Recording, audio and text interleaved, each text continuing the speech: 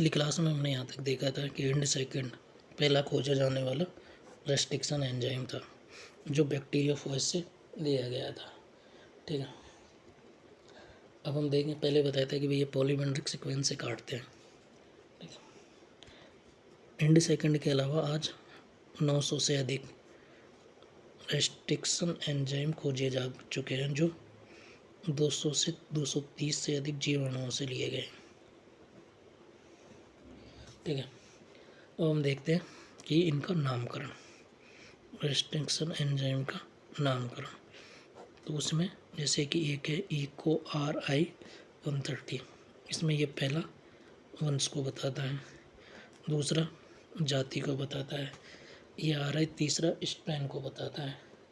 ठीक है, और रोमन संख्या में लिया गया, ये किस जीवाणु के प्रभेद से लिया गया है, किस जीवाणु से लिया गया है वो बताता है। ठीक है, तो नामकरण हो गया। इसका नामकरण कैसे करते हैं? ठीक है, अब हम इकोलाई का पैलोमेट्रिक सीक्वेंस देखते हैं। तो इकोलाई का पैलोमेट्रिक सीक्वेंस होता है GA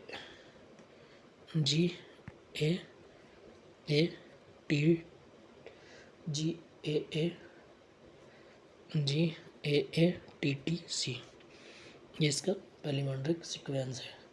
ठीक है, तो GATTC ये इसका पैलोमेट्रिक, इकोलाई का पैलोमेट्रिक सीक्वेंस है। ठीक है, इसमें हम देखते हैं कि एक स्टेरिक होता है और दूसरा चिपचिपा होता है, क्योंकि उनके बीच में हाइड्रोजन बॉन्ड प्रेजेंट होते हैं जो उनको जोड़ने का काम करता है। ठीक है, कौन से हाइड्रोजन बॉन्ड प्रेजेंट होता है जो उनको जोड़ने के काम करता है। अब हम देखते हैं कि DNA का पृथक्करण कैसे करते हैं, DNA का पृथक्करण और कैसे करते हैं या विगलन कैसे करते हैं। इस विधि को हम प्रोसेस को बोलते हैं, इसको हम करते हैं जेल इलेक्ट्रोफोरेसिस के द्वारा, जेल इलेक्ट्रोफोरेसिस के द्वारा। इसमें क्या करते हैं हम? तो जेल इलेक्ट्रोफोरेसिस में हम क्या करते हैं? जेल इलेक्ट्रोफोरेसिस क्या होता है, तो हम देखते हैं कि इसमें क्या होता है। DNA में दो, एक तो ऋणात्मक पार्ट होता है और एक धनात्मक पार्ट होता है, नेगेटिव और पॉजिटिव चार्ज होते हैं, नेगेटिव चार्ज और पॉजिटिव चार्ज है। ठीक है, DNA खुद नेगेटिव होता है। ठीक है, तो हम देखते हैं कि जब इसमें करंट प्रवाह की जाती है तो चार्ज ना एनोड से निकल के चार्ज ना एनोड की तरफ बलपूर्वक गति करते हैं, चार्ज एनोड की तरफ बलपूर्वक गति करते हैं। इसमें जो यूज किया जाता है ना उसको बोलते हैं जो माध्यम यूज किया जाता है उसको बोलते हैं एगोरेज जेल, एगोरेज जेल। ठीक है, ये सीवेड होता है ना, सीवेड पॉलीमर का बहुलक है, बहुलक है। ठीक है, अब आगे देखते हैं भाई ये किस सिद्धांत पे काम करता है। ठीक है, तो ये सिद्धांत पे किस पे काम करता है कि ये करता है आकार और आवेश के आधार पे, साइज, आकार व आवेश के आधार पे, साइज एंड चार्ज के आधार पे। ठीक है, तो हम देखते हैं कि जो टुकड़े जितने छोटे होते हैं, जो टुकड़े छोटे हैं वो बहुत अधिक दूर तक जाते हैं और जो भारी रह जाते हैं वो कम दूर तक ही जाते हैं। फिर हम इनको क्या करते हैं, अल्ट्रा वायलेट।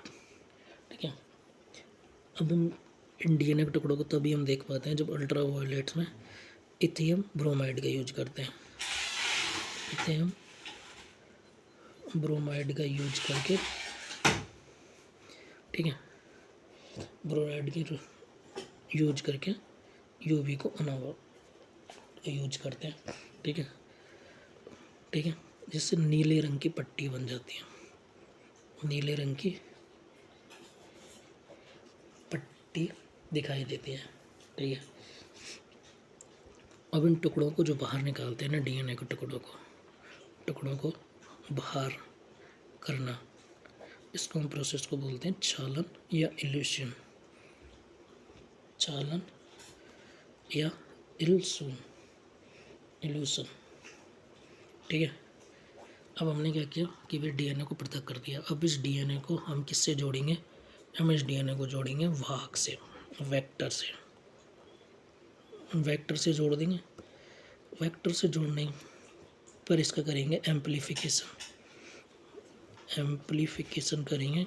उस प्रोसेस को हम बोलते हैं पीसीआर। पहले हम इसका एम्प्लीफिकेशन करेंगे, फिर इसको वेक्टर से जोड़ेंगे, वेक्टर से जोड़ के फिर हम इसमें पुनर्योगज डीएनए को प्राप्त करेंगे। फिर उसको हम बायोरिएक्टर के द्वारा वांछित उत्पाद का निर्माण करेंगे। और बायोरिएक्टर के बारे में पढ़ेंगे कि बायोरिएक्टर किस सिद्धांत पे काम करता है। थैंक्स।